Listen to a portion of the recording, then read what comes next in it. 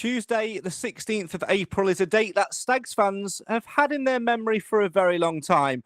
Well, thanks to last night, they'll have it in their memory for a different reason entirely. Sit back, everyone, and enjoy. Cheers.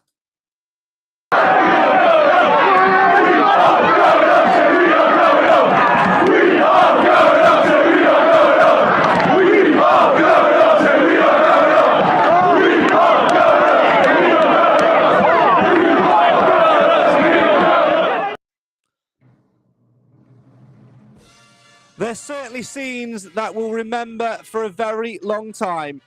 Mansfield Town promoted to Sky Bet League One. Goals from George Maris and the Ginger Messiah Stephen Quinn helped Mansfield on their way to a long-awaited promotion. A night full of drama. It seemed so simple until the 84th minute when Accrington made it a little bit nervy. But being a Mansfield Town fan, we should know that by now that that's always the way. An easy way, a hard way, and a Mansfield bloody Town way.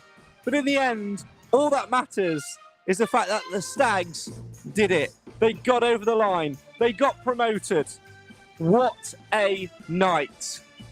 This is the Mansfield Matters Podcast, the show for the fans, by the fans. Why? Because Mansfield always matters, and tonight we celebrate.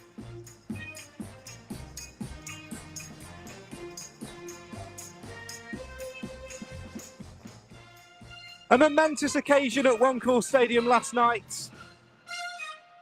One which we'll remember for many, many a year to come. Nigel Clough delivers a promotion, long-awaited promotion. And oh my word, has it been some time in coming. Over the next hour or so, or however long we want to sit here and ramble for, we could go until midnight next week if you wanted. We're all hyper, we're all still talking about it. Myself and my fellow Mansfield Matters podcast panellists are here to talk all about it. So without further ado, let's finish on the ball and say hello and good evening to fans of a League One club. I'll say it again, League One club.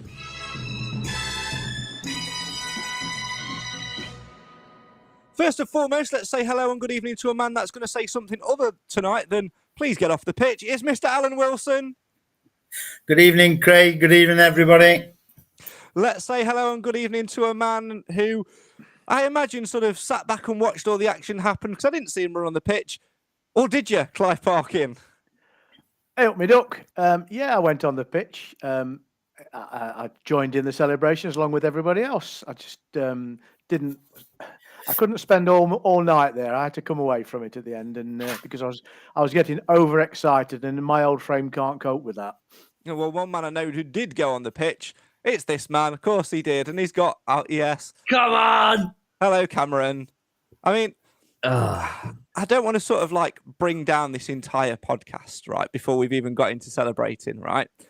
But you know how you try and emulate me quite often on this podcast? Same haircut, same shirt, obviously, tonight. You know, you tend to try and do that, the same setup and things like that. Why have you now tried to emulate Nick? Because promotion. I don't care. It's going to be a special night, and you've got to break out the promotion winning shirt. So 1, 2, and then this season's, and obviously this season's, it had to be done. We've been here too many times, and we've all been a bit negative and a bit down, and felt like just crying. But tonight we feel like crying for another reason. So I had to break out all the shirts and extra lights, and just everything's a bit more, and just got to celebrate tonight, haven't we, lads? Well, the man who has got more shirts than Mansfield Town players have got promotion medals, and there's a fair few of them now. Nick of Mansfield Town shirts fame, and I'm sure that you've already been hunting on the old social media for some of last night's shirts. I did ask on the pitch, but the players said that there wasn't enough left in stock, so they couldn't take them off, hence why they all kept them on, which was a bit worrying. But so, yeah, I assume if you'd lost your shirt last night, they wouldn't have been playing Saturday. But I'm sure they must have enough. But no one seemed to get any, so no. I saw a few of those promotion flags go missing, but again, I haven't got one of them either. Oh. No, I'm sure you'll keep your eye out on the old social media as things go on. Well, I don't quite know where to start. As always, in the comments, come and have your say on your team. Let's delve into some straight away, shall we? Because there's already loads of them flooding in. Any message you want to put about Stags, you can do that tonight. The whole aim of this podcast tonight is not to look back over the season as a whole. We'll do that in a few weeks' time when we do the traditional Mansfield Matters end of season review show, including, yes, I can guarantee you now that Craig's quiz, the end of season quiz, is back, baby. Woo! Let's go. And we will be playing for a prize this year as well. Woo! Is it Nick? What is it? One of Nick's shirts? It's not one of Nick's shirts. It's the other Cadbury's cream egg that I found in the cupboard, which I will eat. Pass. Sure, there's not. Nick's still silently fuming about that. Love a little. I am, to be honest, because I don't know if I've got to wait till next Easter or like when it's going to come around, but I won't forget. You're never going to let it drop. That you're going to forever say that I owe you a Cadbury's cream egg now, right? Oh, 100%, all the equivalent monetary value. Yeah, which is about what 50? No, it's probably about discretion. Well, I'm going to say it's probably about $5,000 now, isn't it, for a cream egg? So we'll wait and see. Get the bailiffs in. Before we go any further tonight, obviously, there are two members of the Mansfield Matters podcast panel missing. Jim can't be with us this evening because of work. And Nathan, who made a bit of a cameo appearance on the Sunday sermon, also can't be with us tonight. He would have been. But in typical Nathan fashion, Cam, he ended up in hospital. He missed the biggest game ever. First and foremost, get well soon, Nath. But of all the people that it could happen to, it had to be Nathan Edge, didn't it? He's got some rotten luck, that lad. Not only did little Harry have hand, foot and mouth and be really unwell, so he missed MK Dons, to then be absolutely buzzing on Sunday. Comes on the Sunday sermon and giving it the big un and really excited to be there last night, and then he gets ill himself and ends up in hospital. Thankfully, though, Nathan is all as well as he can be, and he did make it out of, I think he had surgery. Made it out of surgery in time to hear Martin and Dean go through every minute of last night, so at least he managed to listen to it, but it's not the same. But get well soon, Nathan, and he's got plenty of videos that he can listen to of celebrations, at least. Yeah, wishing you a speedy recovery, mate, and hope that you get to join us before the end of the season's out. If not, we'll see you in League One. Right, let's delve into some comments tonight. Anything you want to say, get it in the comments as long as it's Mansfield Town related. And we're also going to be on the lookout for the best comment of the night, because we are going to be doing a bit of a giveaway. So we will be giving away 2 prizes. First one will be either one of these new designs. So as you can see, there's lots of designs and stuff of memorable posters which have been popping up all over the place, including these from Mazzala. The link is in the description if you want them. So we've got a Stephen Quinn special one, or you can get your hands on a Mansfield Town promoted squad one. The best comment tonight, as picked by Alan Wilson. So you're going to be on comment watch, Al. Yeah. The best comment tonight on this podcast will be picked by Alan Wilson. Will win one of those 2. And then can he comment himself? Can Alan Wilson comment himself? And then vote for that? No. Or if I pay you, Alan, can I comment and you vote for that? No. Also no. And anyone that listens to this podcast, all you got to do is send us a message to our either Twitter, aka X, or Facebook page with the word Quinn, so we know that you've listened to this podcast between now and our next podcast, which will probably be next week, and you will win this. And this, Clive, is a very, very special prize because it is the very last. Shall we play What's in the Box? What's in the box? Mug. It's the very last Mansfield Matters mug. I've found it. It's worth a fortune. It is worth a fortune. It's the very, very last one in existence. So anyone who messages our social media pages with the word Quinn will win the final mug, and I'll post it out to you. Right. It's 2 years to get rid of them bloody mugs. I know. Well, we see now we're in League One. We need League One merch, don't we? So we're on it. We'll be on it. Let's kick it off then. Paul says, "Nice meeting you last night, Craig. Walking up to the ground with a wife. Yeah, very nice to meet you as well. Hope everything went well for you." Mark says, "A very Craig, good why evening, were you walking up to the ground with his wife? I don't know. I just do these things." Simon says, on the Sunday sermon, you alluded to only fools and horses. Well, after years of Stags fans saying this time next season we'll be promoted, finally you found that antique watching the shape of League One. Some things are worth waiting for. Marie says, League One, here we come. Paul says, congratulations to everyone at Mansfield Town. Well deserved. Simon says, good to see Alan, though he would still be removing fans from the pitch. Evening All says, Ben. Ross says, we are going up. I said, we are going up. Paul says, the pitch is for staff and players and managers only. Well, that worked well, but a big shout out to Alan this season, a top man. Alan, I don't know how many times you repeated that phrase last night, but do you want to give it one more for value? No, I think I'm all valued out from last night. Let's be real. Nobody was listening to that. Sorry, Alan. Even Alan knows no one was listening to that. Leave the poor man alone. If it wasn't for having to be up in that box because he needed to do announcements, Alan would have been on that pitch straight away. Shirt off, whipping it around, bolting it at me. Yeah, right. Massive hug. Nobody's ready for that. I think they are. I think they need to see those scenes, Alan. Oh, great night. What was it like down there, pitch side, Alan? You know, obviously you were trying to get everybody in order and trying to do the Alan Wilson legendary thing of getting everyone back to the seat so they could see the celebrations and the players could celebrate. What was the atmosphere down there at touchline? So obviously you saw the Radfords as well and had a bit of an embrace with them as well, didn't you?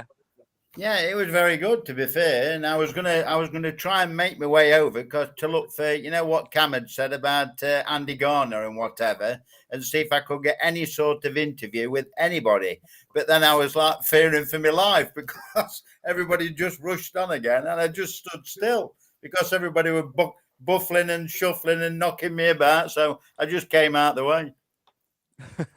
Well, like we've put in your name, Alan Wilson, P.A. King. Keep your comments coming in. Kathy says, best night ever. One we'll never forget. So proud. Congratulations to all at Mansfield Town FC. Around the grounds on X says, congratulations to Mansfield. Buzzing for your fans. Enjoy it and look forward to League One.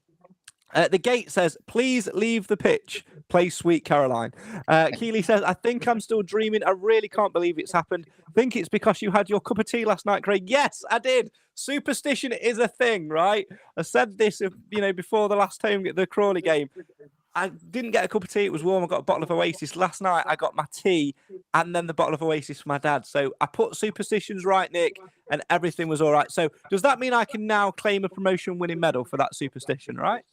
Oh, I think so, yeah. Absolutely. That's how it works, I reckon. Yeah.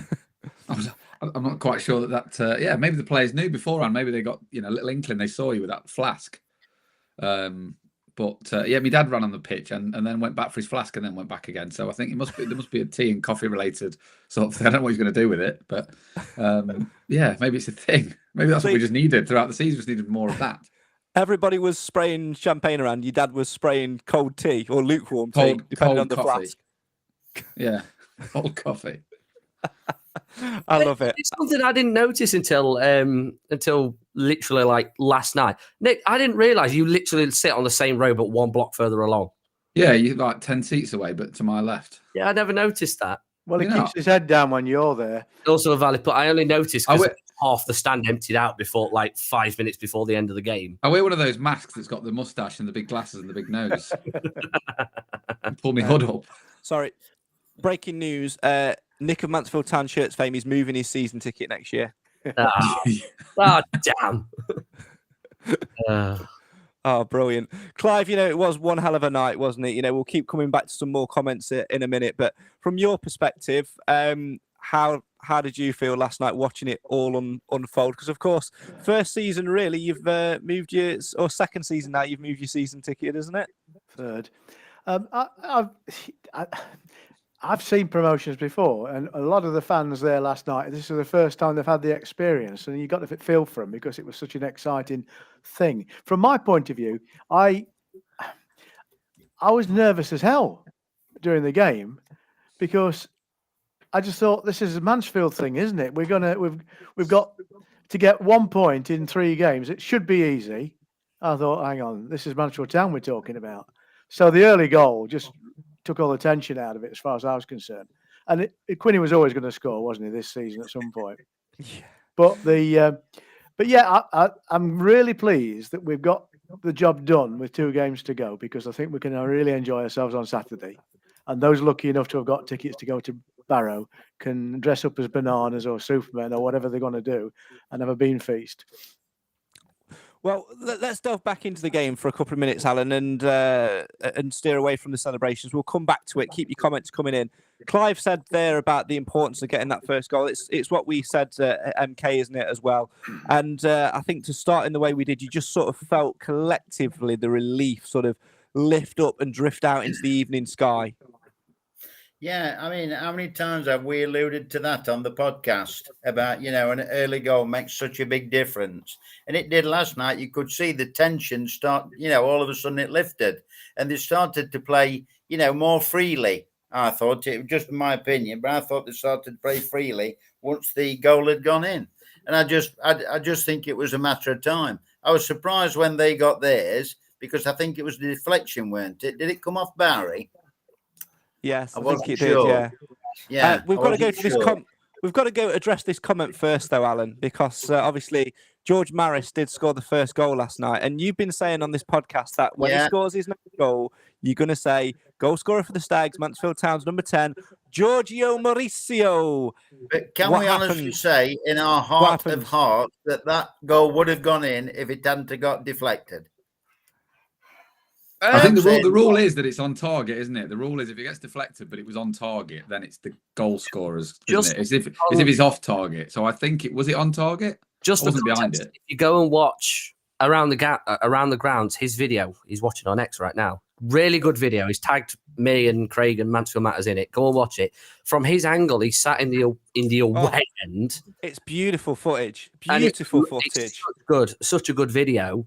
And it looks as if it is going in. It'd be on target, but it's from that angle that as soon as the ball's curling in, it's sort of like behind where it'd curl, and it looks like it's on target. But it's gutting that we now know that it was a Maris goal, but at that time we thought it was an own goal. So yeah, we didn't hear it. We didn't hear the Giorgio Mauricio. No. Well, if he plays Saturday, there's still chance. The rule is, Alan, it doesn't matter a damn, does it? It's a goal. I don't give a toss. It could come off the referee's arse for all I care. Now that wouldn't be a goal though if it came off the referee's arse, because it'd be a drop ball. All right, he's got you there, Clive. That's it. That's the end of Listen, Clive. I can only listen. I don't pretend to be an expert anymore, but I did used to blow the whistle at one point, and I've scored many a goal with my arse as a referee. You were shrieking at that point, Clive. I wonder where that was going. I've headed one in from a corner as a referee before now. Oh dear. Oh jeez. Funny. Keep your comments coming in. Have your say on your team, Nick. When that goal went in, you and I had a conversation, after the Crawley game.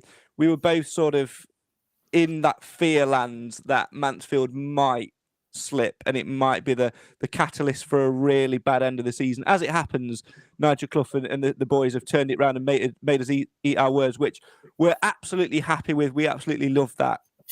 But the importance of that first goal, what was going through your head when you saw the ball hit the back of the net? Was it, all right, I can relax now, or oh, come on, we need another one. We need another one.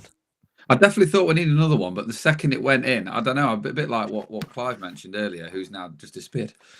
He's just got off camera for a second. He's coming back. To be honest, I just felt relaxed after that. I wasn't too nervous before the game because I felt, if we don't do it today, we're bound to get points at some point. But after the Crawley game, I was absolutely adamant we weren't going to get promoted and win 3 games in a row. And then they, like you say, they've proved us completely and utterly wrong. But yeah, as soon as that goal went in, I think it was. They never really threatened, did they, Accrington, to be honest? They had 2 lads up front who I hadn't seen before and didn't think they were that great. And they got very lucky with a goal. I suppose the only thing was as it dragged on at 1-0, you always think, especially as fans started lining the side of the pitch 25 minutes before the end, you thought they're bound to score now, we've done that. But then the second goal just killed it, didn't it? But at 1-0, I did feel a big wave of relief, a bit like Clive said earlier. just was exactly what if you could have written a script, that's the script you would have written, isn't it? An early goal and a Quinn goal. And it's Laura's just said in the comments, you need about a 3-goal lead to relax with the Stags. Absolutely. I mean, more than that. No, more than that. 6-2 at Harrogate. When they scored their 2 goals, I was sat there going, yes, yes. It was 6-2, and I'm like, we need a 7th here. Yeah. What team in the world do you have to get a 7th goal just to be safe? 3's not enough with us. No way. No, not having that. Absolutely. And you even felt, didn't you, when they scored their goal, only thinking, oh, God, here we go. We've tempted fate. We're all lining up down the side of the pitch. We've tempted fate, and we've switched then they had that off. Corner. Oh, yeah. Just that nearly didn't happen because everyone was already on the pitch. Do you know what my fear was? Actually, genuinely, at one point, I mean, it's such a silly fear, but a pedantic referee, which we have seen in this division, Clive, could well have gone, no, there's too many people encroaching on the pitch. I'm abandoning this game. I think the fixture would have stood though, wouldn't it? Even if he had abandoned it. To answer the question, I don't know what the rule actually says about those things. The referee has to have a degree of discretion when it comes to the safety of the players. I don't think anybody would have demanded that the game be suspended or abandoned because of that. I think it was a pragmatic decision by a referee that made the right decision. And I think there's a little bit of moaning because one of their players was having a go at the referee because if we did finish a minute early. I think in the overall picture of things, it was the right decision. In fact, if it had been me as referee, I'd have controlled it. I'd have got them all down that bottom corner before I blew my whistle. That's why it finished a minute early, because if you look back on the footage, they were pretty much in the other half. They were in the half closest to the tunnel, and it sort of was probably the safest thing to do to try and get the players down the tunnel as quickly as possible. But as we saw on the night, Nick, nobody was going to be putting up with that. The stewards were always going to let the fans on the pitch at some point. They realised that they couldn't stop them. And, what's a promotion without a pitch invasion? It's almost unwritten law. I know that you're not supposed to encroach on the pitch. Let's not do it Saturday. We'll talk about that later on. But when you get promoted, the game you get promoted, it's allowed, right? Yeah, I think you've got. I mean, the weird one in the Quarry Lane where I sit is that the stewards didn't even try and form a line, and one of them opened the gate as the full-time whistle went. So I was like, well, if that's not a sign to let people on, I don't know what is. But I think they open the gates everywhere because the reality is it's more dangerous for lots of people to climb over lots of barriers, happen, don't they? So there's people sat with the legs over the other side. I mean, it was the right thing to do. You could have been doing this podcast for 21 years and not seen us get promoted into League One. That's how long we're talking. We got out the National League, but that was a necessity rather than we needed that. Whereas this has been like 21 years. You could have been sat doing a podcast and never seen us get in League One. There was that many. I don't know what percentage of the fans there had not seen a promotion out of the football league, but there's got to be a lot of people who didn't see that first game. So to say they shouldn't have ran on they shouldn't have ran on a second time. I think when John Radford said, "Look, enough's enough," I think everyone should have just gone at that point. Because then the players sort of their celebration got encroached. Yeah. Akins brought his kids on and then had to rush them back off again. It was a little bit like, come on. Yeah, that's. I know it's mostly kids as well at first. Yeah, again, I don't want to bring too much of a downer on it because obviously, like, it's great to see. I love watching the videos back. I love listening to the noise. It's phenomenal moments. But on Saturday, like I agree with what you said there. When they were pushed back to let the players have their moment, that was the players' moment. And when there were one or two which started running towards the players to celebrate again, that spoiled it a little bit for me. And I just hope on Saturday that we give the players their moment. They should get a guard of honour from Gillingham when they come out onto the pitch. But after the game, let's not storm the pitch. Let's let them have their moment to celebrate with us the proper 100%. Way. Right, keep your comments coming in and have your say on your team. Lots of them flooding in tonight. Apologies if I don't get to some of them. Remember, Alan Wilson is on the lookout. I'm sure he's got pen and paper as well to note down names for the best comment tonight to win one of these, either a Stephen Quinn framed poster, or a Mansfield Town promoted squad poster, thanks to our friends at Mazzala. Follow them on X, and you can see our post on X as well. We'll do a bit of a giveaway on there as well. Right, let's delve into some comments then, shall we? Let me get them back up. Drew says, anyone know the spending budget for next season? No, we will talk about next season, but not tonight. We'll talk more about that in the end of season podcast. Also, Drew says, Quinn gives a mug. It doesn't happen like that. You've got to just message the word Quinn and we'll pick a name at random. But if you want it, we'll start a bidding war. If you want, I'll start the bidding at 10 grand. Yeah. So if you got That's how 10 much grand, I had to pay. I've got one. I had to pay more than that, I think. yeah, exactly. I've got. Arguably, you could say that you're paying for it every week by having to be on this podcast and have Cam try and emulate you, really, and try and rip off your brand. It's not much of a brand to rip off, is it? To be fair, I've got one coaster. So I feel like you should sign that and give it away. It was a present. That's your raffle. That's your raffle prize for. It's the only thing keeping me glass off my desk. I'd be destitute without it. I don't think Caroline's glass was on the desk at all. No. Very often last night. I think it was well in her hand and in her mouth. No. She was jolly. Stop it, Cam. I can see where your face is going. Stop it. Keep your comments coming in. David says, really intrigued to know how Stags will fit in League One next season. A lot of ex-League Two clubs have struggled. Carlisle, Port Vale, Fleetwood. Objectively, what are your thoughts? Well, let's answer that one because I think that's quite vague and broad, isn't it? So, how will the Stags fare based on the squad this season? I think we've said it all along, Cam, that we've actually built a squad, haven't we, who are not only got League Two experience, but got League One experience. Undoubtedly believe we do need a few key additions to strengthen us. But I think we've been building to stabilise in League One because that's the important thing. Yeah, you've got to remember that we're still missing key players through injury, and whether we get said players back through injury, and I know that other clubs will come knocking for certain other players as well. We won't cover that just yet, but we know that we've got the core and the base of a team that we know that should, touch wood, all being well, finish mid-table. That's realistically the only thing we should be aiming for next season. And Nigel's obviously said in the fans forum it was going to be 6-7 additions to the squad next season. Yeah. If we did do it, obviously I think that's also maybe taking into account a certain Mr. Irishman maybe not playing next season, which I don't want to think about because it's going to make me cry if he does call it quits. But you've got to think, yeah, like you said, for the other one saying not doing too well, I think, to be honest, I'm not trying to sound like really cocky and arrogant, we've got a much bigger budget to be able to deal with a step up. And John Radford's target's always been Championship football. So you'd think if he's going to stay true to his word and loyal to us as fans, then he's got to put his money where his mouth is, because he said that's what he wants. And he's delivered part of it. And who's to say what else might happen? Bishop Street might happen. We don't know.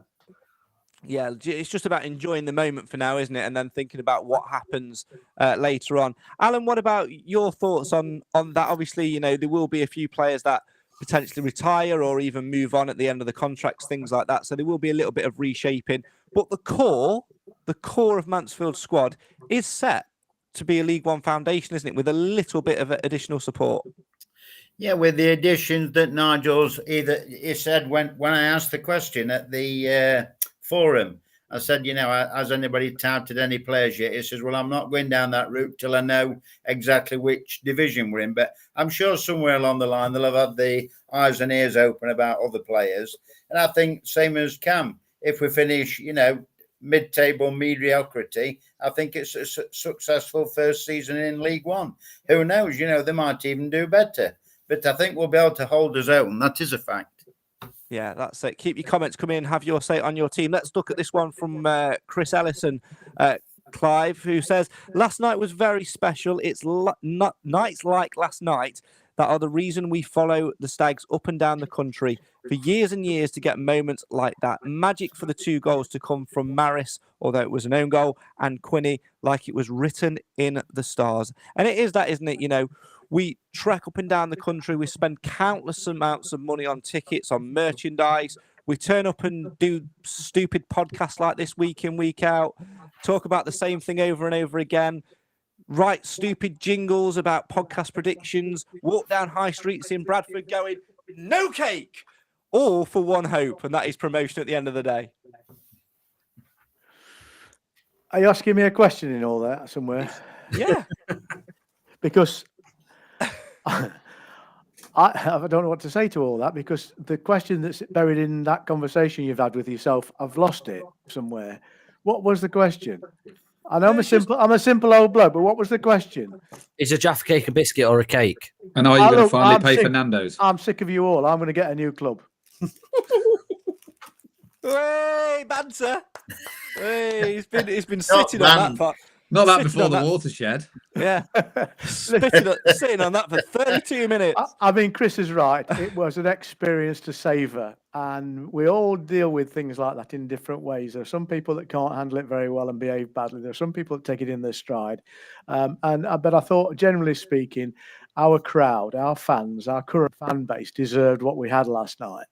I think even more so, they deserve what they saw at Milton Keynes on Saturday, because that, to me, was the turning point.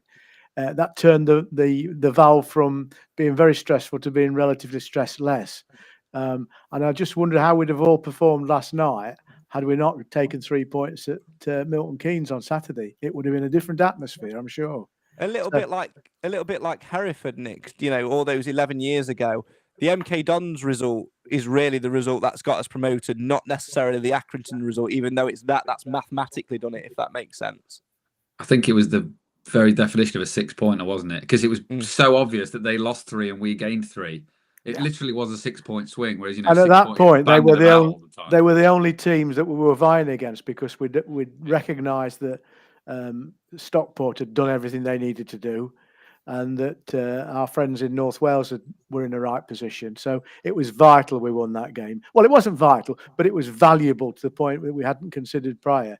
And that to enable us to actually get promoted with 2 games to go is phenomenal. I don't remember ever being promoted with 2 games to go. I don't think I've ever seen a dead rubber where we've already done what we were asked to achieve, and that's it. I've never seen it. You know, you look back to Carlisle and the Rochdale of 92, Carlisle of 02, Wrexham of 2013. That, you know, I'd have hated to have gone to Barrow needing something, which I think we all thought. We all feared that was going to happen. And you know, the Forest Green game gets overlooked a little bit. That was a big 1-0 win. That was a massive clean sheet out of nowhere. We'd conceded 10 games in a row, and then all of a sudden, I know they were bottom of the table and they got beat by 6 on Saturday, but it was just, we ground it out in a professional way with a changed team with different players, and that sort of rejuvenated the whole squad, because he hadn't rotated that much for the last few games, and we looked a bit tired and leggy and over Easter, and then he changed the team and everything just sort of clicked. But I did just want to touch on Chris's point about the fans who've travelled. I mean, I don't know what I've been to, 7, 8 away games, whatever, this season. But I was sat on the bus going to Wrexham, and there was kids behind me who were like 15, 16, and they'd been to, I think that he showed me his phone, he'd been to 19 away games or something. It's incredible, some of the fans who go every week, and it isn't cheap. You know, just the bus fare and the memberships and the hotels, trains, cars, petrol, whatever. I think they deserve a massive shout out to fans, especially, you know, the younger ones who have not seen a lot of success as well as the older ones. But it's a real mix of people who go to every single away game, and it's incredible. It really is, and I think people like that deserve all the success just as much as, you know, everyone else. But they deserve a massive pat on the back. Those sort of people who go to horrible games on Tuesday nights when I'm in bed and they're still travelling back at 2 a.m. Absolutely, we've all been there and all done it, and sort of all earn our stripes. But that's the beauty of and the power of football, Alan. And what this does, it now generates a new, you know, wave of supporters, because this could have, for some of them, might well have been the first game. It may well have even been their first season. But to get this success and to get us a level up and play against other clubs that we've not been to for a while, it just generates a buzz around the town. And the more supporters we can get on board, the more journeys that people can go on, the better it's going to be for the club's profile. And I think 2 things strike me coming from what you just said, Craig, you know, and what Nick said, the youngsters and that. It's the way that they've seen Mansfield play. You know, they've played nice, attractive football, you know, 90% of the time when they could. And that's been pleasing to watch. And the other thing is, you know, the season ticket holders was the 5,200 and something. It will be really interesting next year to see just how many more bums on seats, you know, want to be season ticket holders, as a la, you know, what we've done this year. It will be very interesting, that. Now, can I just say on that point, and again, I don't I don't want to be the person who's stirring a negative, but as the host of the show and a broadcaster, it's almost a duty to ask this question, to put the debate out there. And I'll put it to Clive first. How important is getting the season ticket pricing right, Clive, considering what Alan's just said there about potential bunch of new fans who want to get a season ticket to watch us in League One? Potential might have more seats available if we get things sorted with the Bishop Street stand, maybe the North stand split, whatever that may be. How important is it to not outprice the fans? It's an art pricing things like this, because clearly we should expect the prices to go up if we're in a higher league. It's by what amount, and I think what the club needs to do is to recognise that we're a community that isn't as particularly wealthy as others might be, but I think the incentive should be to make sure we get younger people in, and therefore the discount against an adult ticket for a younger person needs to be retained at the level it is this season if they can do it. But we are going to have an issue, because if we've sold 5,200 this year, by natural impact of being promoted, you'd expect that figure to start heading towards 6,000. And all of a sudden, we've no seats. Yeah. The whole thing for me as well, I was looking at that, is if when my daughter's, she's only 3 at the minute, but when she becomes 4, I'm going to have to move drastically, because everywhere around me is season tickets sold out completely. So I don't think I could sit anywhere near where I sit at the minute. I'd be God knows where, because you just can't, which is brilliant. It's a lovely problem to have, but are they going to cap it? Do we think they're going to cap season tickets at a certain amount? Well, it was capped this year at 6,000, wasn't it? Yeah, so I assume they might do the same, but I think you're right, Clive. I think it'll be close. It all comes back to the hoary old subject of Bishop Street at the end of the day, and I suspect something's about to break on that. Cam, you were going to say there? Yeah, something's got to be done with that Bishop Street. I'm sorry. You think there was nearly 8,000 people there last night, and only 65, 63, 64? 61. 61 of those were Accrington fans, and every other bum on those seats were a Mansfield fan. Is, in my lifetime, unheard of. Absolutely unheard of. And for me as a fan, I like we said earlier, fans that have never seen a football league promotion, that's the first time I've ever seen Mansfield get promoted in the league. I've seen us come up from the conference, and obviously it was great then, but it's just completely different. Obviously back then I was a lot younger, but now it's just incredible. And like Clive said, you can't price people out, and it's an interesting one, because you look at the absolute my French shit show at Nottingham Forest down the road, where their prices have gone from, like, if you're 18 to 23, something like, it was 150 quid 4 years ago, and now it's like 800 and some quid just because they're in the Premier League. And it's like, there's not a cutting out, and they've kicked off like a right one. So if you want to go and read that, go over to Twitter, because that's entertaining to read. You see, that what the Forest have done, and you can say it's cynical if you wish, is they've got 10,000 people who have all paid a tenner to be on a waiting list for a season ticket. So they've got that hammer above the heads of the existing season ticket holders, saying, well, if you don't want it, somebody else will take it tomorrow. So it isn't very nice. And I think it's a difficult one. They sell out every seat, every game, and their situation is not dissimilar to ours, except by scale. You know, they could do with a bigger stadium when they're doing well. But, you know, next season, we're going to have at least, I think, 10 visiting supports that would naturally fill our away end if we still keep the North Stand as the away end, because you look at the teams that are going to be dropping by. And so that just pushes us back into the limited number of seats we have available for home fans, unless we do something creative fairly quickly to increase capacity. I have a sneaking suspicion that works have been and plans have been plotted for the last 6 months at least. I think we may see some announcements soon. There's lots of stuff that's up in the air. Alan, let's just stay on the subject of fans for a minute there and price points. You know, obviously, as a seasoned PA announcer and things like that, I know if you didn't do it, you would be one of the first people to buy a season ticket and things like that as well. We've seen a rise in fans over the years. How important is it from your perspective, do you feel, to get that price point right? And look after what is becoming a real community club. We talk about community a lot. We talk about getting new fans through the door. This is as much now. I think there's a lot of pressure now on the club's commercial decision makers to make the right call and not go, well, we've been promoted, so let's whack 30-40% on the existing price. I think there'll be an increase, like Clive said. We're going up a league and various other things if other things are happening. But I'm sure that they'll be careful in what they do, because it's only in the best interest of Mansfield Town. I know you've got to keep running a football club, and you can't just keep chucking money willy-nilly. But I'm sure things will happen that's suitable for every pocket. Yeah, absolutely. Let's keep delving into some comments then. Have your say on your team. Anything Stags related you want to talk about tonight, particularly around promotion, do so. In the next 5-10 minutes or so, we are going to be picking our nominees for the Mansfield Matters End of Season Awards. Yes, you thought that we'd forgot. I might have done until about half an hour before the show, but we haven't forgot. We're going to do them tonight. We're going to be giving our nominations this evening.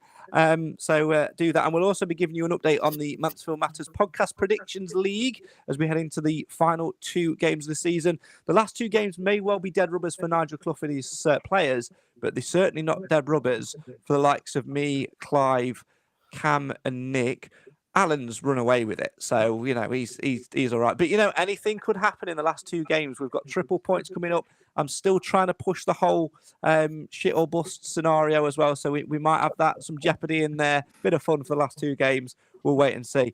Keep your comments coming in. Chris said, really enjoyed Craig's contributions to that Around the Grounds video. Thank you, Chris.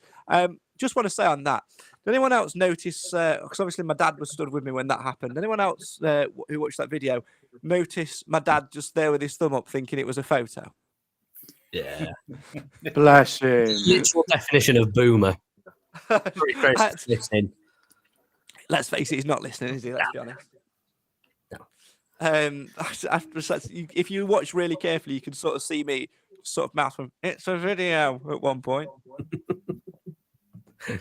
That's him. It's just good. It's nice to see that not just Mansfield fans are taking interest. I've seen quite a few ground hoppers appearing at Mansfield games, whether that's home and away this season.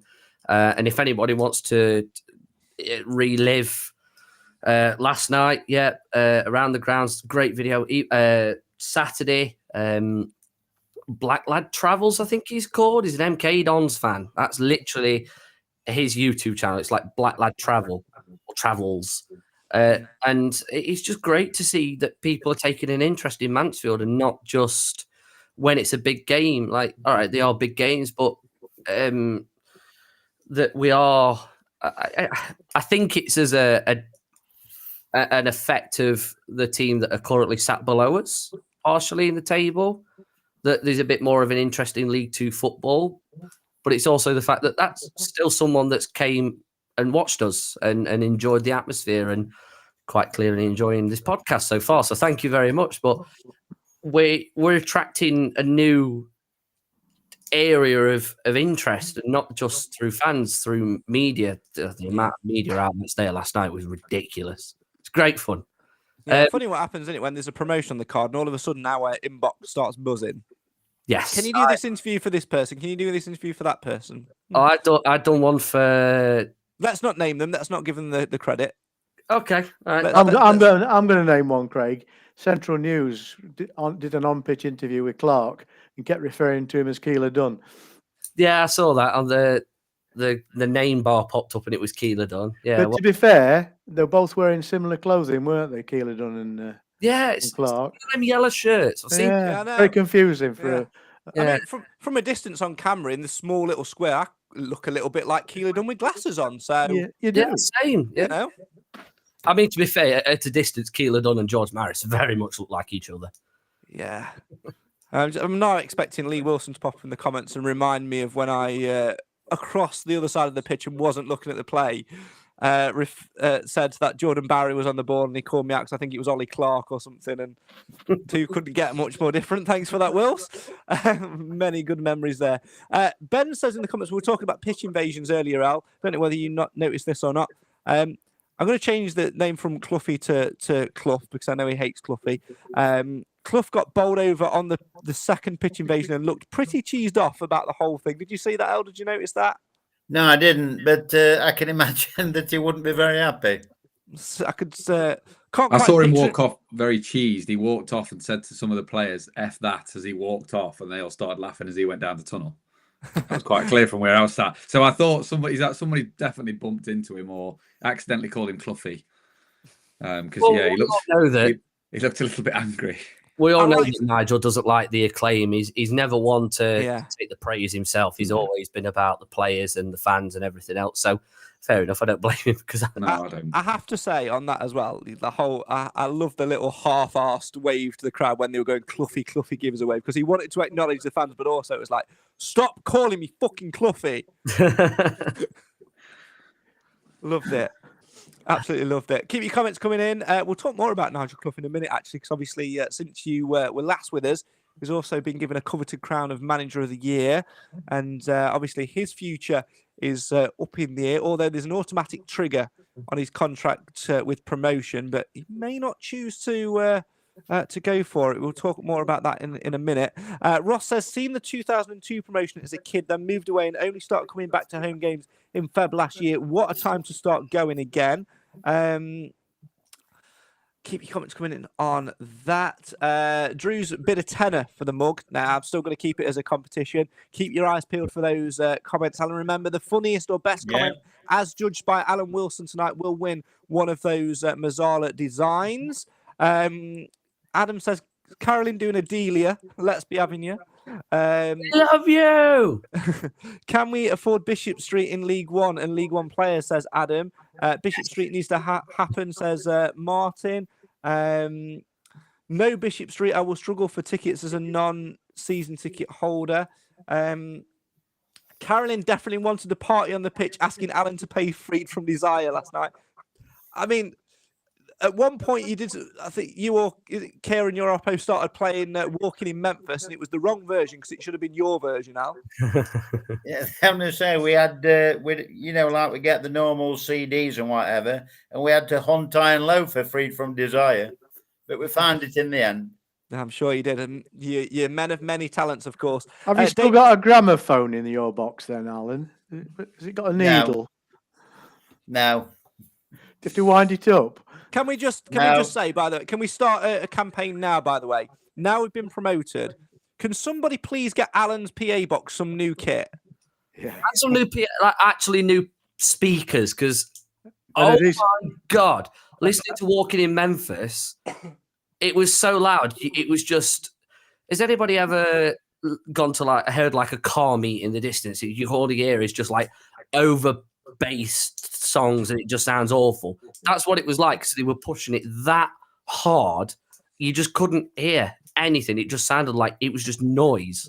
So sod the Bishop Street, sod everything else. Alan, get your quote in, get your Christmas list in. Right, so let's get it sorted. What we're essentially saying here, Nick, is the list of priorities for next season is number 1, new PA equipment for Alan. Number 2, a couple of new players. Number 3, new pitch. Number 4, backhanders from the kitmen for more Nick shirts. And number 5, new players. I'd put that higher. I put that much higher. The problem is what Alan does at the minute is he's got a Walkman and he holds it up to a microphone. we're relying on an early 90s Walkman that he was given at the end of the 92 promotion year. And he's kept it ever since. Because Alan's too nice to ask anybody for anything. They just assume that he's all right with it. Yeah, you're right, Al. Yeah. When you said CDs, Al, that just made me think of it like CDs are old now. You had to go looking for a CD. When was the last time anyone went hunting for a CD? Still use CDs. Hey, I've still got at least 4 emergency CDs in my car for when for when Spotify's doing me head in or when I can't be asked to pay for it. Most cars haven't got a CD player anymore. It's like what you all behind right, now. Boy. Get up, rein it in. You need to upgrade, Al. We need to sort you out, don't we? League One deserves. You go to the League One PA officer meeting where you all get together and talk about, I don't know what you're talking about. Does this mean are you gonna have to join a new group chat now, Al? You have to leave the old one. Alan Wilson's left the group. Yeah, I saw Crying him faces. flicking the V's at the MK Dons fella on Saturday. Yeah, see you later, shit, pal. With your massive ground and brand new PA system up yours. You know, Alan's not been to that many. He's not been to that many away games with us. But we went to Notts County earlier in the season, and he was creaming over the quality of the sound system. And then where were we on Saturday? Milton Keynes Stadium MK, and the sound system in there was wonderful, and he was getting all giddy over that one as well. Then he comes back to that ropey old box of nails that he works with down at Mansfield. I think the PA system in Nando's has a better setup than your box, Al, doesn't it? We actually had to turn it up from Benson's for Beds just to get some music on yesterday from behind the ground. They had to open the shop an hour later just so we could get some music. Oh, love Sorry, it. should I just say something? This is completely the opposite to the Mansfield Town that we know. Because when have we ever sat here 2 games from the season and just been laughing like this at random shit? Normally be crying. Yeah. Yeah. Usually crying so we've fucked it up by now. Sorry. We're about to. Sorry if we haven't done it, we're about to mess it up. Yeah. We've not done it the Mansfield Town fucking way. Come on. Well, we have, because we have done it the Mansfield Town way, because really we shouldn't have lost to Crawley. Yeah, we should have done. We're being picky. We should have won the league. We're 2 games from the end of the season and we've done it. What's it matter? Exactly that. Keep your comments coming in. This is an interesting comment. I like this. It's going to take me off on a bit of a tangent. David says, watch the game with my youngest yesterday on iFollow, and she commented that there were more people at her end of school year playing than they were in the Accrington fans' end last night. It's not necessarily the numbers that I want to talk about, Nick. I think it's that thing of moments with your parents. You were there with your dad last night. I was there with mine. To be able to share those moments, you know, Sarah, who I work with at work, took her kids down onto the pitch after the game and got photos of all the players and things like that. Those memories and those moments, it doesn't matter whether you're 8, 18 or 80, those memories and those moments you can share with your loved ones, friends, family, whatever, they're invaluable, aren't you? And I think that's the most thing we're thankful for. Not necessarily the promotion and the new grounds and everything that comes with it, but the fact that we've been given something to share with those who we love, essentially. Yeah, I think it's the local factor, isn't it, as well? You know, I just don't. I've got a friend who supports Man City, and he's been going since the very early days. He's seen everything, but I just don't think now it just wouldn't feel the same, would it? You know, you're generally going with the person who got you interested in Stags in the first place, and you know, you like running with my dad yesterday on the pit. I could have been running to Liam Lawrence. It all came flooding back. It was literally like, I was 11 the last time. I'm 32 now, but it was literally like. There was no games in between that. All I could remember was the last time we ran on the pitch, you know, trying to grab Andy White, and last night and some of the like dads and the mums holding little kids. I'm talking like 2 and 3 years old. There was a guy who stood in the centre circle. He wasn't doing anything. He was just literally stood there with his daughter, just eyes glazed over, thinking, you know, how incredible it was. And I think it is the hard times that set you up for nights like last night, isn't it? You know, I've only been on this podcast a few years, and you guys have been doing it for a lot longer. But even in those last few years, I mean, the guy who said he's not gone since 2002. He's missed out some dross in that middle. You know what I mean? There's been some right bad times, hasn't there? You know, Wembley and very lucky man. You think of Wembley, and I mean, last season wasn't as bad. It was a bit of a blessing, but Wembley and MK Dons, Newport, you know, you name it. The relegation in the first place, all the way back to Millennium Stadium was the last time we got that close. And I think that makes it more special, doesn't it, when you walk out with people that you've been all through all that with, and you know, Clive's seen it all, and Alan, and obviously yourself and your dad, Craig. It just brings back, and Cam and his dad. It just brings back amazing memories, doesn't it? And you kind of then forget all of that ramble that we've been through in the middle. And I think for me personally, like I can vouch for that for myself. I've never, obviously, I said before, I've never seen a Football League promotion. I've only ever seen us get promoted from the conference. I've seen us lose our place in the Football League. I've seen like 1,500 turn up in a conference game on a Saturday, and really, really bad football under David Oldsworth. Sorry, Craig, had to swear. And it's just the fact that we've been so close, and I've seen it all. And I was one of those that did go on the pitch. Don't ban me, please. And it was just the fact that it was just we'd done it, and it was just an emotion that I don't think I've ever felt before, and it was just we've just done it. And about half an hour after first going on the pitch, I managed to find my dad, and the first thing I did was just gave him a massive hug, because if it wasn't for my dad and my mum, I wouldn't have been following Mansfield, and I wouldn't have met you guys, and we wouldn't have done all this. I wouldn't have commentated at Wembley. So what you're saying is that I need to have words with your dad and your mum for getting you to Mansfield, because now I have to put up with you, and I've had to put up with you for the last 10 years. Yes, but it's Great. like all these little things, and like we were saying, all these people that shared these moments with their youngest on the pitch. And my little one couldn't be there last night because, like Nick said, there's just no seats where we sit. It's all season ticket. It's just not possible to get a ticket. And just being able to share these memories with my dad, who was there, and my uncle as well, got into football because of them. And just to finally achieve what we've been dreaming of, and we've made it difficult ourselves. It could have been a lot easier, but we've done it, and we don't have to stress anymore, and we can just look forward to the future, because we're not in fucking League Two anymore. And it was an interesting one. This was a fact I found out, I saw on social media last night. It's the first time since the 2009-2010 season that we've not been in the same league as fucking Newport. Hallelujah. That is what we need, and to not be in the same division as Newport. Who's going to be our new Newport? That'll be one for next season. That'll be one for a discussion as well. Absolutely. Keep your comments coming in. Have your say on your team. Alan's still looking out for those top comments, which will be given away either this Stephen Quinn poster or this Mansfield Town promoted poster. Now, before we go into the end of the season awards, I want to just talk about... in fact, what I'll do is I've just seen a comment from Pedro, so I'll go to that first, and then I'll talk about what I was going to talk about. Community club comment from Pedro. I teach science in Mansfield, and period 5 Friday, last 10 minutes of the lesson, I project the fixtures on the board and we analyse them. I'm always amazed at how much knowledge and enthusiasm the kids have about the Stags. It's mint. Don't care if the head comes in. My title for every lesson today was Mansfield Town FC promoted to League One. First and foremost, Pedro, excellent for bringing Stags into your lessons and making science more fun. And secondly, that's exactly what every teacher in the land should have been doing today. It is real though, isn't it, Alan? You know, that the feeling that we've had, we've generated this.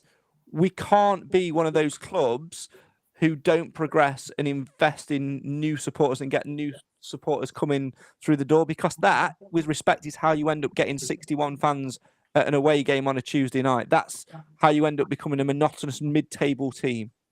What I know of John and Carolyn, I don't think they would let that happen, Craig, to be honest.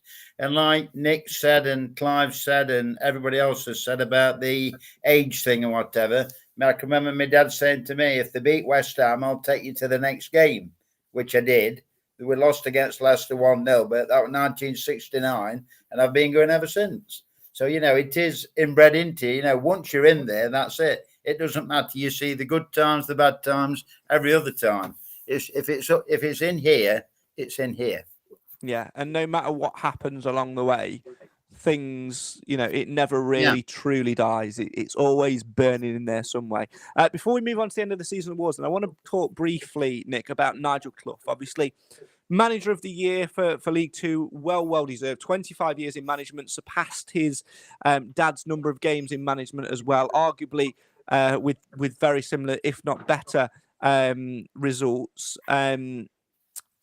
He said at the Meet the Fans night, if we got promoted, or when we got promoted, there would be a year's extension to his contract. If we didn't get promoted, he would leave. 25 years in management, has been made no secret of the fact that he wants to spend more time with his wife. Just won manager of the year, just won promotion. 25 feels like a right number to bow out on, doesn't it?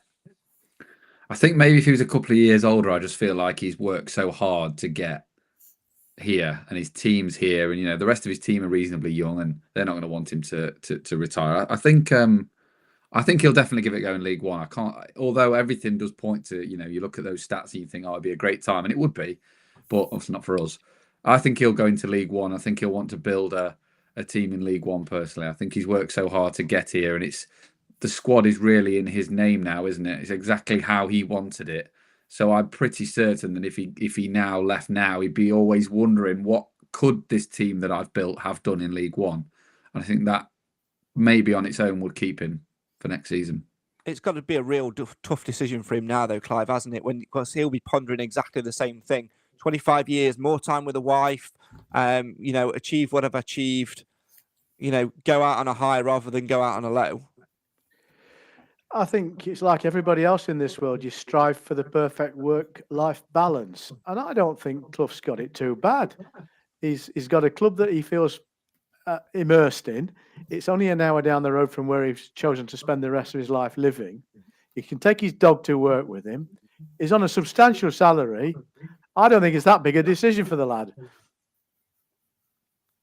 Well, I think it's a valid point. I think it comes back to two players that are currently in the ranks in Stephen Quinn and Aidan Flint.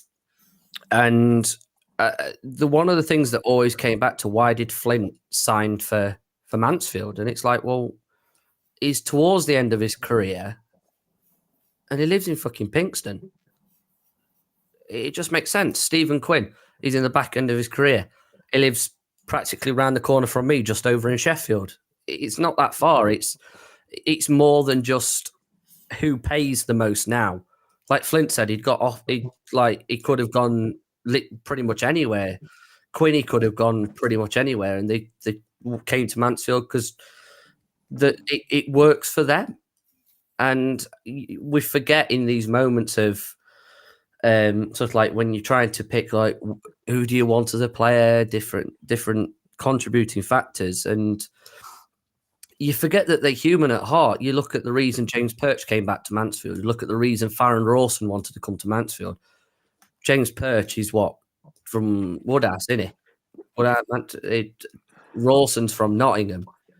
And you forget that they're humans and they want to be close to home sometimes. And sometimes it just fits and it just works well. So I think there's a lot that Clough has to think about. But like Clive said, I think it's hopefully an easy decision for him. But this is the other side of the coin. This is what I'm also saying. They are humans. And the flip side of it, Alan, is similar to yourself. Clough, has worked really hard to provide for his family. He's obviously got a big name and a big history. He's got a level of fame as well. You do reach a point in your life, don't you, where you start to count down and think, my days are numbered in terms of working. And I want to look about enjoying myself and enjoying my life after the working world. So I know that you're in a similar position yourself. Yeah, but I think in retrospect of that, I think Nigel will do what's right for him. It's same as everybody else, and that's in their position in the jobs or, whatever they're doing. I just think Nigel will give it a go because he said he can, extend his contract by another year. It was quite honest and open, weren't he, at the forum night, saying that if they didn't get into, he would probably say, well, if they think that somebody else deserves a crack after 3.5 years, fair comment. But he's going to, I assume he'll take his year up, and good luck to the bloke because he's done nothing but good for Mansfield Town, and I hope it continues. Absolutely. I don't think anybody would begrudge him at all if he did say, look, today is the day that I'm hanging up my managerial boots, similar to Stephen Quinn as well. Much more to discuss on that at the end of the season podcast and in podcast in between. We're going to take a very brief break. Yes, a break after 1 hour and 5 minutes. And then we're going to do our nominations for the Mansfield Matters end of season awards. Plus, we're going to have a little look back at the 2 goals which took us into Sky Bet League One last night at home to Accrington Stanley, when we saw scenes at full time like this.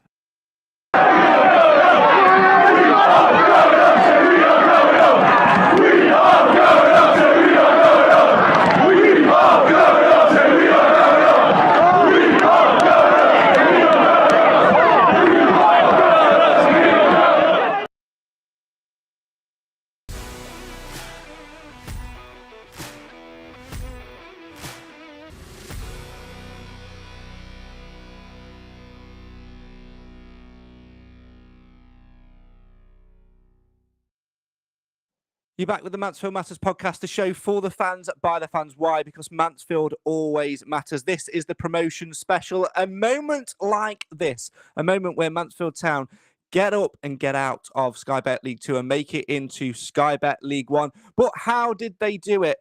It's time to remind yourselves, because this time last night, we were all sort of sitting there on the edge of our seats in tenterhooks, wondering what may be. So here is a little clip to remind you that last night did fucking happen.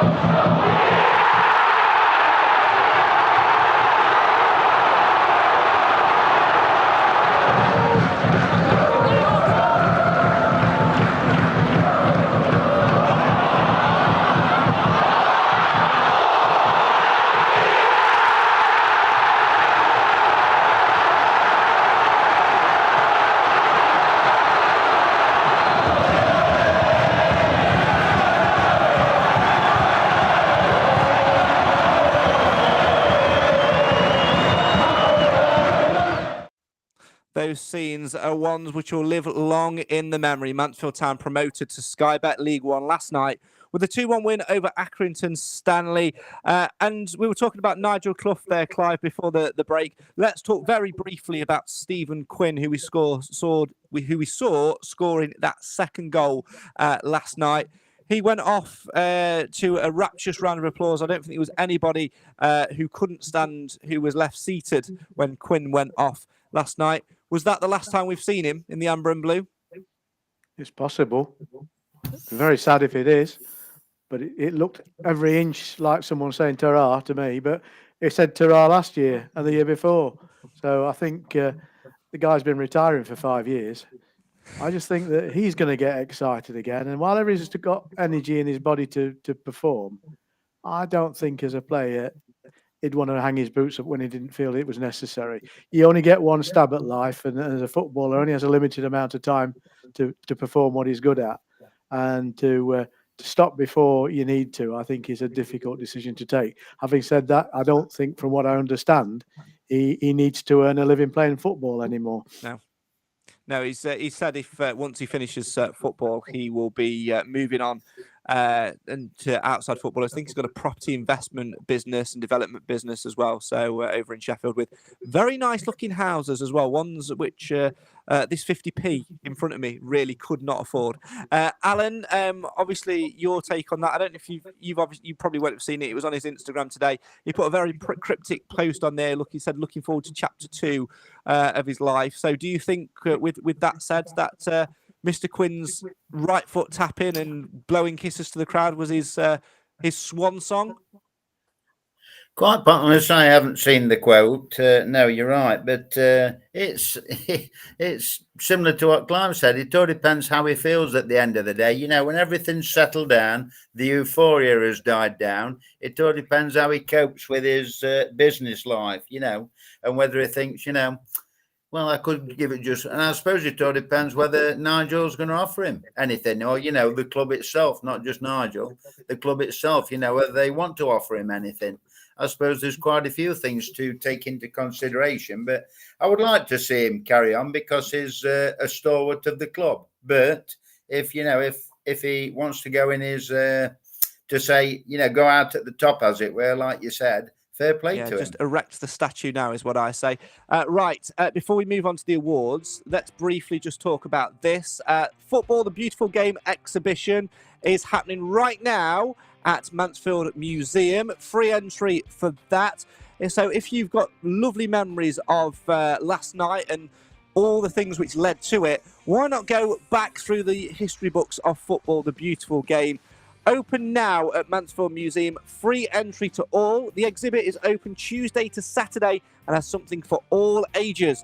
Check out the Mansfield Museum website now to find out all about some very special exclusive events that all football fans will love, including ours with Ian Bowling. Change of date for that. Details in the description. We're going to be doing it a little bit later on in May. so we can all enjoy the post-Barrow game results and things like that. Nick's got a couple of events as well coming up with his shirt, so make sure you check out details of those. All the details you need are on the Mansfield Museum website. Go and check out Football, the Beautiful Game.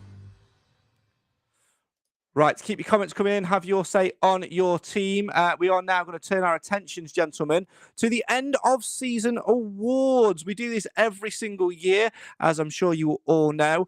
We've got a varying couple of categories on offer this year, and how it will work, I'm going to talk through them, and then what we're going to do on this podcast tonight, the five of us, we're going to come up with 5 individual nominees for each category. Of course, the first one is Player of the Season. Now, all players who have played this season will be eligible for that, so we don't need to create nominees. However, the other categories, just to get you thinking, will be that we will nominate, will be Goal of the Season, where we will each pick one each. We'll take it in turns to decide. We'll take it in turns for people to pick.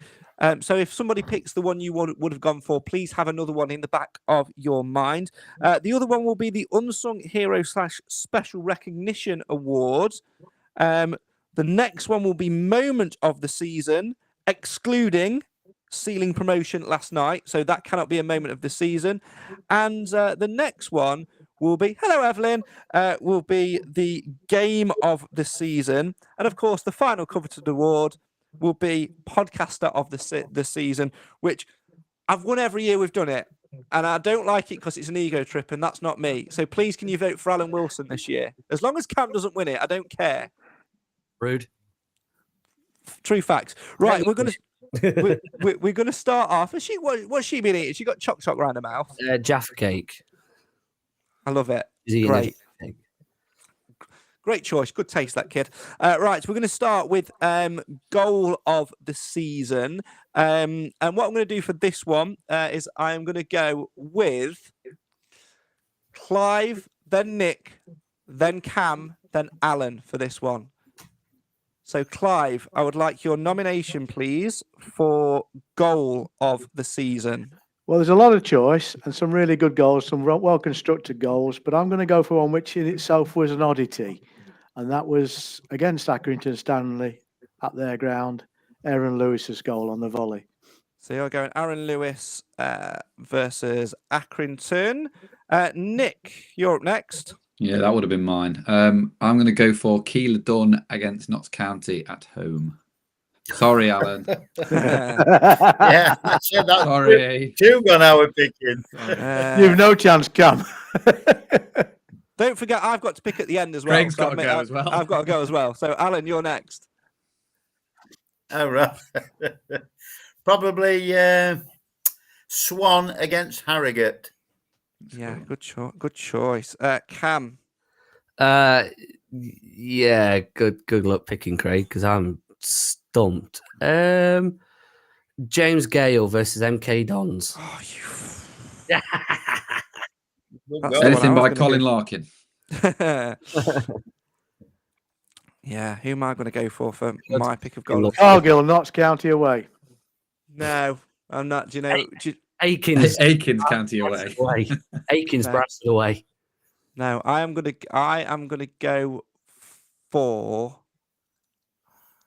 I'm gonna go Boateng's first. Oh.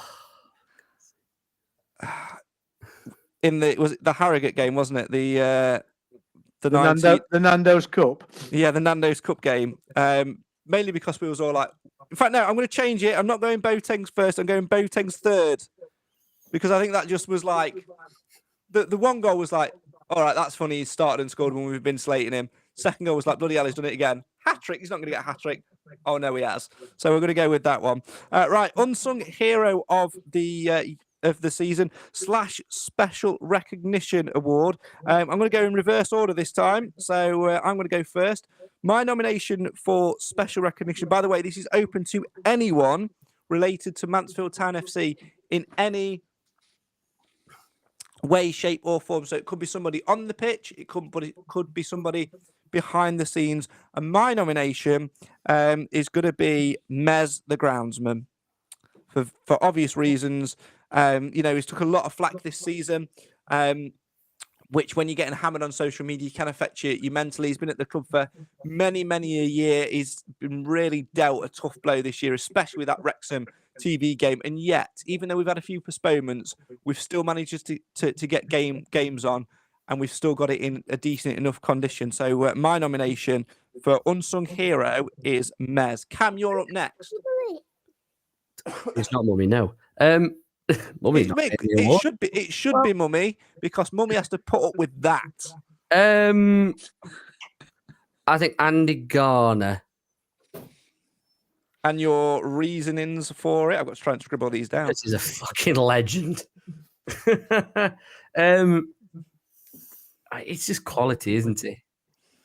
I'm so annoyed that Alan couldn't find it, because we needed Walking in Memphis karaoke last night. But just being so good, just good at what he does.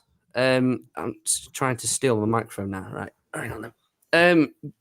Just doing such a good job, and I think Clough will always sort of like pass sort of like the credit on, and I think it's got to be Garns for me. Alan, you're next. Again, just to reiterate, it can be somebody within the playing squad. It doesn't have to be a backroom member. Yeah, I'm going to go Nigel. Simply for what he's done. How he's collectively got the team together this year. He's bolstered everything. And, you don't get manager leave to finish in second, third, or wherever they will finish for no reason. I think he's been tremendous this year. And he gets my vote. Alan has been awarded League Two Manager of the Year, so that makes him a sung hero, not an unsung hero. No, but he's an unsung hero in my eyes. That'll do for me. Fair play. Nick, you're next. I really want to go here on Boateng. I'm not going to do that. I'm going to go for Jordan Bowery. I'm going to go for Jordan purely because I had no visions of him being in this team 2 seasons ago, a year ago. Maybe he's a bit part sub, and he played left back for 2 games at Wrexham, and the game before, I can't remember where he ended up playing left back, and he was horrifically bad. But then to make that mistake at MK Dons and then come back and have the second half like he did, and the game he had last night at centre back, like he was our top scorer 4 years ago, and he's been playing centre back. Yeah, alongside Aidan Flint, and looking as much of a centre back as Aidan Flint. It was only I spoke to one Forest Green fan who only realised that he only questioned Jordan Bowery as a centre back because he had number 9 on. He didn't question him because he was not playing well. Yeah, the squad number choice. Yeah, I'm going to have to go for Mr. Bowery, because I don't think anyone would have said at the start of the season that he would have had the influence that he's had, despite having a few wobbly moments. Can I say that's an excellent choice? Ladies and gentlemen, the founding and presumably only member of the Hiram Boateng fan club there, not picking the player he's got a fan club about. He's sung. I sing him. He's not unsung for me. If I'm head of the fan club, I can't pick him as unsung hero, can I? Clive, finish off this category for us. Well, I'm going to go slightly left field, I think, because I'm deliberately steering clear of any of the playing or coaching stuff. I'm going to go for Zeke, the pitch side videographer, because he's there every game in all sorts of weather, turning out decent output, and he's such a modest and polite fellow when you talk to him. Oh dear, absolutely. Right, we're going to go for a moment of the season now. So, reminder, this is excluding promotion. So this can be anything game related. It can be anything non-game related. Nick, I'm going to let you go first on this one. Moment of the season. My initial thought was Cam's Food Hub Challenge, but I'm not going to go with that. That's not still up there with my favourites. Put it this way: if nobody has said that by the time it gets to me last, that's getting in. You can have it. I think it's got to be Harrogate, where I sat in disbelief for 90 minutes at a game I've never seen and will never forget. And I think that's it. There's a few moments where you think we're going to go up, and that was just a weird game, and I've never sat in stunned silence for 90 minutes just wondering what was going off. So I'm going to go Harrogate. The game as a whole. Clive, moment of the season, excluding promotion. Right at the beginning of the season, in the fan zone outside Sandy's bar, there was a security man that didn't allow Sandy Pate in. Never. That doesn't sound like our stewards. And people had to explain to him his name was over the door. Christ. Right, I'm writing down security guard denies Sandy Pate into Sandy Pate. Yeah. That'll make sense in some way, shape, or form. Where shall I go next? Let's go for go on then. I'll be nice to him for once. Cam. I think few people have got it in the comments. Christy Pearman, the penalties against Peterborough. Oh, elite shithousery. Elite. Pims, Penos versus Posh is what I've written down there then. Alan, come on. Are you going to put Food Hub Challenge in, or is that going to fall on me? Because if so...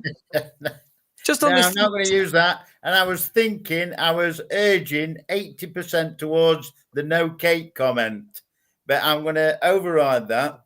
And I'm thinking Bradford away. I had a fantastic away day there. It was one of the best away days I've ever had with yourself and Clive. Such a great day out. It was brilliant. I mean, no, we had the cake incident, but cake. I'm on about the whole ensemble. Bradford away. I'll never forget that day. No, I'm writing down. Alan said no cake. No cake is the nomination. Sorry, that's what it's going to be. Right, I am going to put 2 moments in because I can. Look, bullshit. Look, obviously, it's got to be Cam's ridiculous Food Hub Challenge. Can I just say, the lads that did it last night were miles worse than mine. Yeah, no, they're not Cam. They weren't. But they weren't you. You didn't were go they? as far. Yours went further. Exactly. Yours went yours miles further. Yours left the ground. We'll have been up and down from League One 4 times before yours even lands. So maybe via the Championship as well. I'm going for Cam's ridiculous Food Hub Challenge. My other nomination would have been, and I'm not going to put it in actually because I've realised that it sort of is around the promotion thing.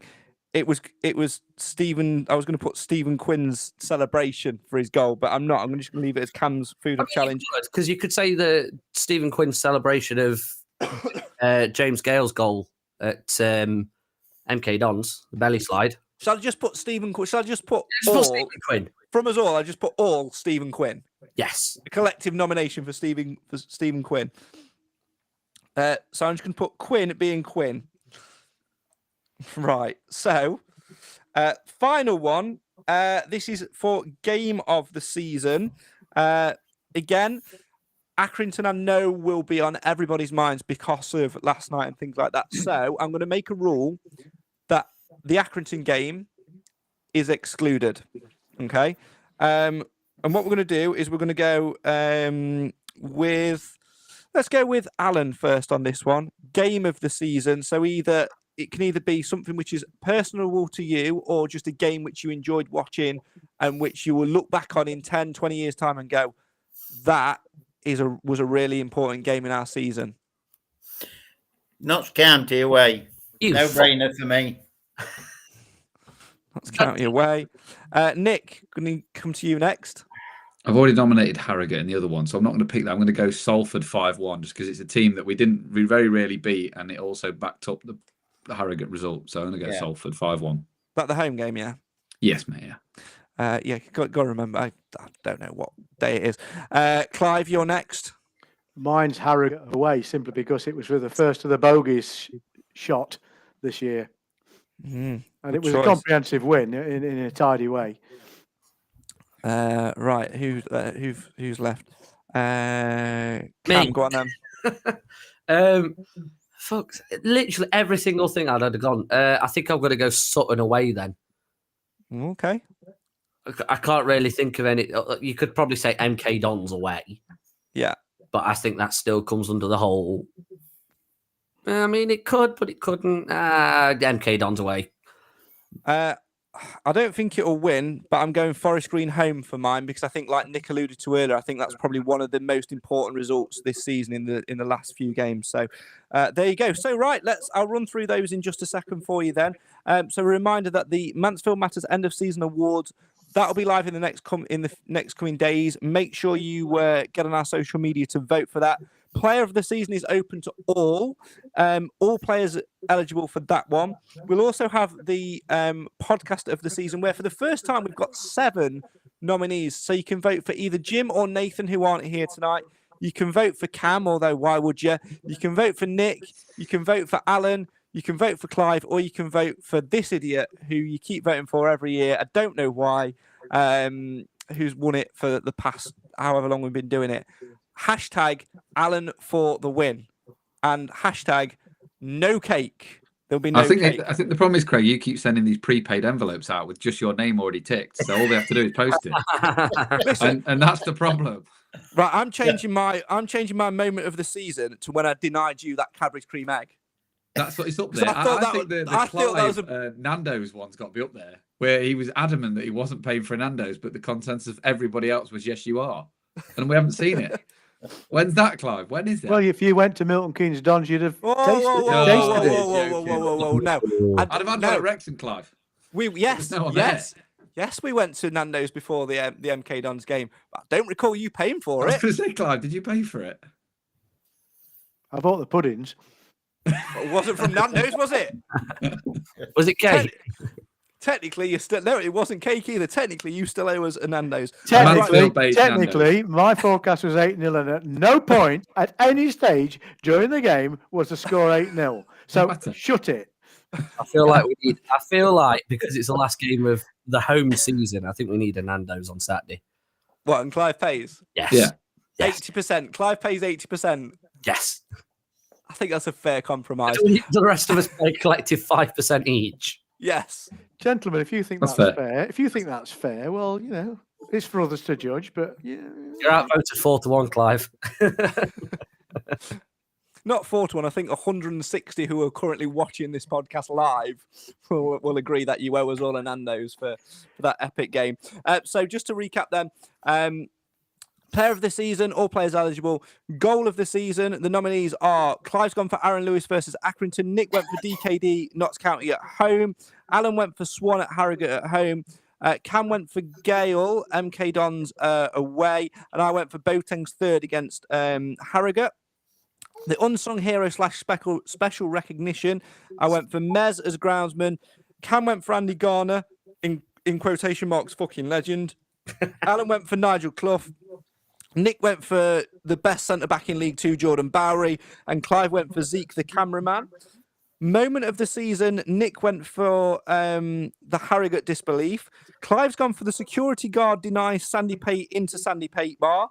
Cam went for Pims, Penos versus Posh. Alan went for... Go on, Alan. You're better at doing it than me. What did you go for? I'm trying to remember that. No cake. Oh, no, I said Bradford away, but you've gone the no cake. Yeah, we've all gone no cake. I went for Cam's ridiculous embarrassment challenge, and we all went collectively for Stephen Quinn being Stephen Quinn. And as for game of the season, Alan went for Notts County away, Nick went for the Salford 5-1, Clive went for Harrogate away, Cam went for Sutton away, and I went for Forest Green at home. Right, it is time to do this. So will they win, lose or draw? And what will be the score? It's the guessing game that brings you 0 fame, but to be the best you must outguess the rest. So will they win, lose or draw? And what will be the score? In the League or Cup, you just make it up, because they're just works of fiction. It's podcast predictions. Will they win, lose or draw?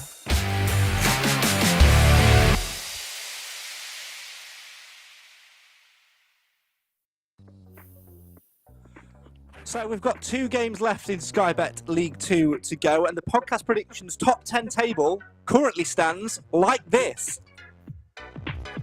In 10th, it's Ashley Mutter with 91 points. In 9th, Fathead with 96. 1 point ahead in 8th, it's Mrs. Crump, and then jumping up to 99 points in 7th, it's Chris Ellison. Everyone else has broken the 100-point barrier. Starting with in 6th place, Stag's Chat with 105. Kiwi Stag then on 107. In 4th place, it's been quite a drop from top of the league. It's Nick Felton, who's dropped from all the way at the top to 4th place with 112. 1 point ahead in 3rd is our podcast predictions mathematician and guru, Ben Swain. And in 2nd place, it's between Alan Wilson and Steve Nadin. 1 on 115, 1 on 128. The leader of the pack, with 2 games to go, is Steve Nadin with 128. Alan Wilson leading the way just behind on 115. But that does put Alan Wilson top of the podcast predictions league. But let's go from 7th. Breaking news, people. Nathan Edge was on the Sunday Sermon last week and he earned himself a point. He's moved on to 13 points, guys. But he's still last. Well done, Dave. Jim then in 6th on 43. In 5th, it's Cam on 49. And then a massive leap up to 4th with Nick on 84. Clive then in 3rd with 85, which means in 2nd place, come on, it's me with 86. And I'm going to be clinging on to that with 2 games to go.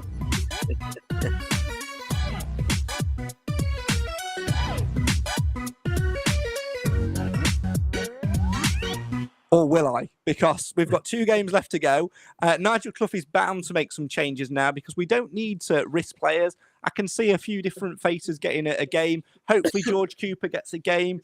If he's fit, hopefully Scott Flinders does too. The players might also not be in a fit state because they're currently out getting very drunk. And Callum McDonald was playing Wonderwall on guitar in some random pub. I don't know where they are. It's like half the team's out. Yeah, absolutely. I'm going to be in a fit state for Saturday. Well, we've got a game to play either way, and it's Gillingham at home. And up first with his prediction is the man who's leading the way at the top. It's Alan Wilson. I will say 2-0. Akins. 2-0 win. Yeah, 2-0 win. Sorry, yeah. Right, let's go to the bottom end of the table then, and go with Cam. Yeah. Thanks. I think 2-1 win, and I think James Gale will get the man of the match. Oh, wise choice. Nick, I'm going to go with you next. 2-1 Clark. Oh, going 2-1. Ollie Clark. Clive, are you going to deviate from the 2-1 train? Yeah. Here we go. 8-0. Here we go. Here we go. 7-0. Win. 7-0. Davis Keeler done.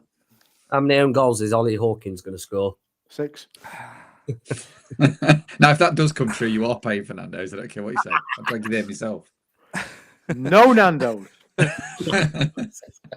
I am going to go for a 1-0 win. And I'm also going to go with James Gale as man of the match. I think there'll be a few surprises in that team selection on Saturday afternoon. Right, that is almost all we've got time for. But before we go, we've got to pick a winner. Alan Wilson's been scouring the comments all night long to pick his favourite comment of the night to win either one of these lovely Stephen Quinn poster or a squad promoted poster.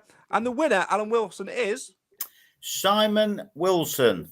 No, namesake. Because he said, it just made me laugh how he said it was the new, or something along these lines. It was the new Mansfield way. He was sat there quite easy, felt comfortable, and he didn't know what to do.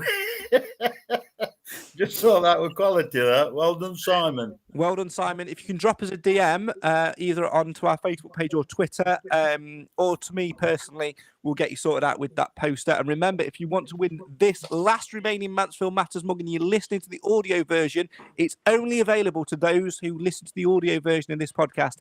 Message us with the word Quinn, and we'll pick one name at random to win that mug at the end of the season. Gentlemen, it's been an absolute honour and privilege to be in your company tonight. We will see you again. The next time we will see you, hopefully, touch wood, we won't be looking at a screen at each other. We'll all be together celebrating the fact that Mansfield Town are in League One. For now, though, my thanks to Cam Felton, to Nick of Mansfield Town shirts fame, to Alan Wilson and to Clive Parkin, and to you guys at home for watching and for listening over the last 7 years me and Cam have been doing this podcast. Others have joined us along the way, all for one reason, to try and watch Mansfield Town win promotion. We've finally done it now. So does that mean that it's the end for this podcast? Does it, bollocks?